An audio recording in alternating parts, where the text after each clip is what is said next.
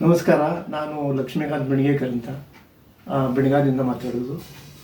ವಿಶೇಷ ಏನಂತ ಹೇಳಿದರೆ, ಇದೇನು ಫುಡ್ ಈಗ ನೀವು ನೋಡ್ತಾ ಇದ್ರಿ, ಇದನ್ನು ನಾವು ನಮ್ಮ ಸಂಜನಾ ಮೇಡಮ್ ಅಂತ ಹೇಳಿ ಬೆಳಗಾದಲ್ಲಿ ಅವರು ನನಗೆ ಇದನ್ನು ಪರಿಚಯ ಮಾಡಿಕೊಟ್ರು. ಒಂದು ದಿವಸ ನಾನು ಹೀಗೆ ಅವ್ರ ಹತ್ರ ಮಾತಾಡ್ತಾ ಇರಬೇಕಾದ್ರೆ ನಮ್ಮ ಮನೆಯವರಿಗೆ ಮಂಡಿ ನೋವು ಇದೆ ಅಂತ ನಾನು ಹೇಳಿದೆ ಅವರಿಗೆ.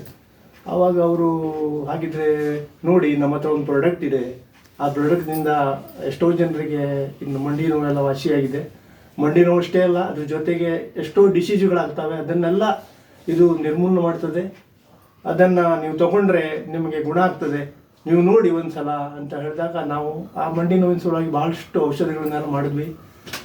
ಇಂಗ್ಲೀಷ್ ಮೆಡಿಸಿನ್ ಎಲ್ಲ ಭಾಳ ಮಾಡಿದ್ವಿ. ಆದರೆ ತಾತ್ಪೂರ್ತಿಕ ಔಷಧ ತಗೊಂಡಾಗ ಮಾತ್ರ ಕಡಿಮೆ ಆಗ್ತಿತ್ತು, ಪುನಃ ಅದೇ ರೀತಿ ಅವಳಿಗೆ ತ್ರಾಸಾಗ್ತಾ ಇರ್ತಿತ್ತು. ಅದಕ್ಕಾಗಿ ಒಂದು ಸಲ ಇದನ್ನು ಮಾಡಿ ನೋಡುವ ಅಂತ ಹೇಳಿ ನಾನು ಅವ್ರ ಹತ್ರ ಮಾತಾಡಿದೆ. ಆಮೇಲೆ ಅವರು ಈ ನೋನಿ ಅಂತ ಒಂದು ಪ್ರಾಡಕ್ಟ್ ಇದೆ, ಇದನ್ನು ನೀವು ಡೈಲಿ ಬೆಳಿಗ್ಗೆ ಮತ್ತು ಸಂಜೆಗೆ ತೊಗೊಳ್ಬೇಕು, ಇದರಿಂದ ನಿಮಗೆ ಒಳ್ಳೆಯದಾಗುತ್ತೆ ಅಂತ ಹೇಳಿದ್ರು. ಜೊತೆಗೆ ಫುಡ್ಡಿನಲ್ಲಿ ನಮ್ಮದು ಕೆಮಿಕಲ್ ಇರೋದ್ರಿಂದ ಫುಡ್ ಪ್ರಾಡಕ್ಟ್ ಒಂದು ಒಳ್ಳೆಯದಿದೆ. ಇದರಲ್ಲಿ ಆರ್ಗ್ಯಾನಿಕ್ ಇದರಿಂದ ತಯಾರು ಮಾಡಿದಂಥ ಈ ಫುಡ್ಡೊಂದು ತಗೊಳ್ಳಿ. ಮತ್ತು ಅದೇ ರೀತಿ ನರಗಳಿಗೆ ಏನಾದರೂ ಸಮಸ್ಯೆಗಳಿದ್ದರೆ ಆ ನರಗಳ ದೌರ್ಬಲ್ಯವನ್ನು ನಿವಾರಣೆ ಮಾಡುವಂಥ ಇದು ಮಿರಾಕಲ್ ಅಂತ ಒಂದು ಸಣ್ಣ ಡಬ್ಬಿ ಇದೆ.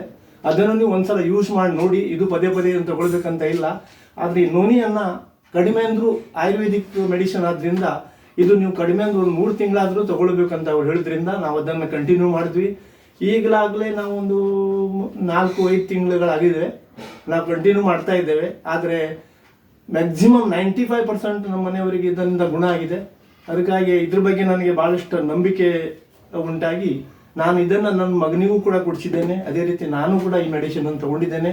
ಅದ್ರ ಜೊತೆಗೆ ನನಗೂ ಸ್ವಲ್ಪ ಶುಗರ್ ಇದ್ರಿಂದ ಆ ಶುಗರ್ ಔಷಧವನ್ನು ನಾನು ಸದ್ಯದಲ್ಲೇ ಸ್ಟಾರ್ಟ್ ಮಾಡಿದ್ದೇನೆ. ಅದನ್ನು ಮುಂದಿನ ದಿನದಲ್ಲಿ ಅದು ಹೇಗೆ ಯಾವ ರೀತಿ ಅದನ್ನು ವರ್ಕ್ ಮಾಡ್ಬೋದು ಅಂತ ಹೇಳಿ ನಾನು ಕಾದು ನೋಡ್ತಾ ಇದ್ದೇನೆ. ಅದನ್ನು ನೋಡಿದ ಕೂಡಲೇ ಅದ್ರ ಬಗ್ಗೆನೂ ನಾನು ಒಂದು ವಿಡಿಯೋ ಮಾಡಿಕೊಂಡು ನಿಮ್ಮೆಲ್ಲರಿಗೂ ಕಳಿಸ್ತೇನೆ. ನೀವೆಲ್ಲರೂ ಈ ಔಷಧನ ತಗೊಂಡು ಗುಣಮುಖರಾಗ್ರಿ ಅಂತ ಹೇಳ್ತಾ ನನ್ನ ಈ ಒಂದು ಸಣ್ಣ ವಿಡಿಯೋವನ್ನು ಮುಕ್ತಾಯ ಮಾಡ್ತಾ ಇದ್ದೇನೆ. Thank you sir.